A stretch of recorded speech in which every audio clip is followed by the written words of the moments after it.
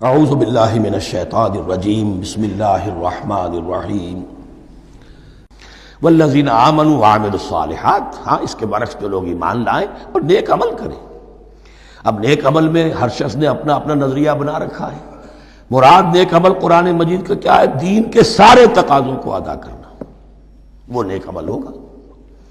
آپ نے ایک نیکی لے لی، یتیم خانہ کھول دیا، بڑی فاؤنڈیشن بنا دی، بیواؤں کا انتظام ہو رہا ہے، لیکن کاروبار میں سودی لین دین ہے، جھوٹ ہے، فریب ہے، دھوکہ ہے، سب چل رہا ہے. تو یہ نہیں. دین کے تقاضے یہ بھی ہے کہ دین کو قائم کرنے کی جد و جہد میں لگو، اس کی شرائط پوری کرو. تو فرمایا والذین آمنوا وعملوا الصالحات اولئک اصحاب الجنہ ھم فیہا خالدون. وہ ہیں جنت والے اور وہ اس میں ہمیشہ ہمیشہ رہیں گے. وَإِذْ أَخَذْنَا مِيثَاقَ بَنِي إِسْرَائِيلَ لَا تَعْبُدُونَ إِلَّا اللَّهَ. اور یاد کرو جب کہ ہم نے بنی اسرائیل سے عہد لیا تھا تم نہیں عبادت کرو گے کسی کی سوائے اللہ کے. وَبِالْوَالِدَيْنِ إِحْسَانًا. اور اس کے ساتھ دوسرا حکم، اور یہ اہم مقام ہے کہ اللہ کے حق کے فوراً بعد والدین کے حق کا ذکر قرآن مجید میں 4 مقامات پر آیا. ان میں سے ایک مقام یہ ہے وَبِالْوَالِدَيْنِ إِحْسَانًا، والدین کے ساتھ نیک سلوک کرو گے. وَذِي الْقُرْبَى، اور قرابت داروں کے ساتھ بھی. وَالْيَتَامَى، اور یتیموں کے ساتھ بھی. وَالْمَسَاكِينَ، اور محتاجوں کے لیے بھی. وَقُولُوا لِلنَّاسِ حُسْنًا، اور لوگوں سے اچھی بات کہو. اچھی بات کہو، صحیح بات کہو، امر بالمعروف کرتے رہو، نیکی کی دعوت دیتے رہو. وَأَقِيمُوا الصَّلَاةَ وَآتُوا الزَّكَاةَ، اور نماز قائم کرو، قبائل قائم رکھو اور زکوٰۃ ادا کرو گے. یہ گویا کہ معاہدہ ہو رہا ہے. ثُمَّ تَوَلَّيْتُمْ، پھر دیکھو تم نے اس سے پیٹھ موڑ لی. إِلَّا قَلِيلًا مِّنكُمْ، سوائے تم میں سے تھوڑے سے لوگوں کے. وَأَنْتُمْ مُعْرِضُونَ، اور تم ہو ہی پھر جانے والے. تمہاری یہ عادت گویا کہ طبیعت ثانیہ ہے. اب ایک خاص مثال آ رہی ہے، اس کے بعد پھر ایک بہت بڑا یونیورسل ٹروتھ آئے گا. مثال کیا ہے؟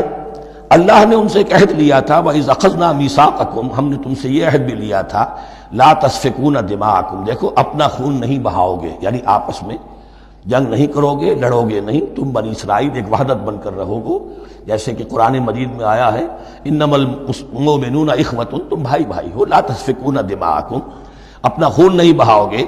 ولا تخرجون انفسکم من دیارکم، اور نہ ہی تم نکالو گے اپنے کچھ لوگوں کو ان کے گھروں سے. اب یہاں مجھے وضاحت کرنی پڑے گی ورنہ بات سمجھ میں نہیں آئے گی کہ جب حضرت یوشع ابن نون کی سرکردگی میں بنی اسرائیل نے فلسطین کو فتح کرنا شروع کیا، اور سب سے پہلے جیریکو فتح کیا گیا شہر.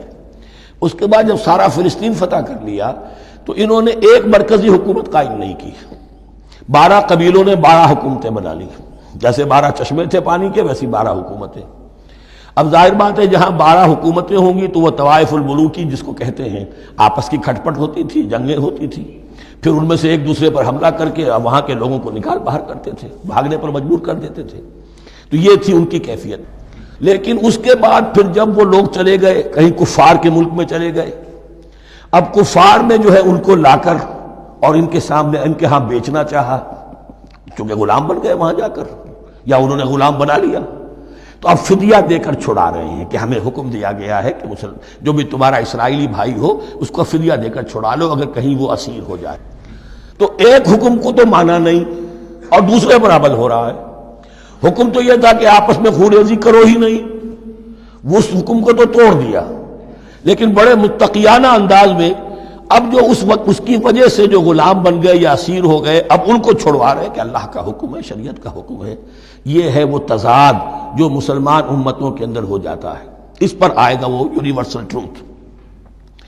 وَإِذْ أَخَذْنَا مِيثَاقَكُمْ لَا يَسْتَسْفِكُونَ دِمَاءَكُمْ، جب کر جب کہ ہم نے تم سے عہد لیا تھا کہ تم اپنا خون نہیں بہاؤ گے.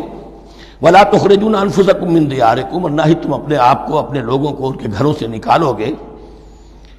ثُمَّ أَقْرَرْتُمْ وَأَنْتُمْ تَشْهَدُونَ، پھر تم نے اقرار کیا تھا اس عہد کو اور قول و قرار کو مان لیا تھا پورے شعور کے ساتھ، تشہدون، مانتے ہوئے.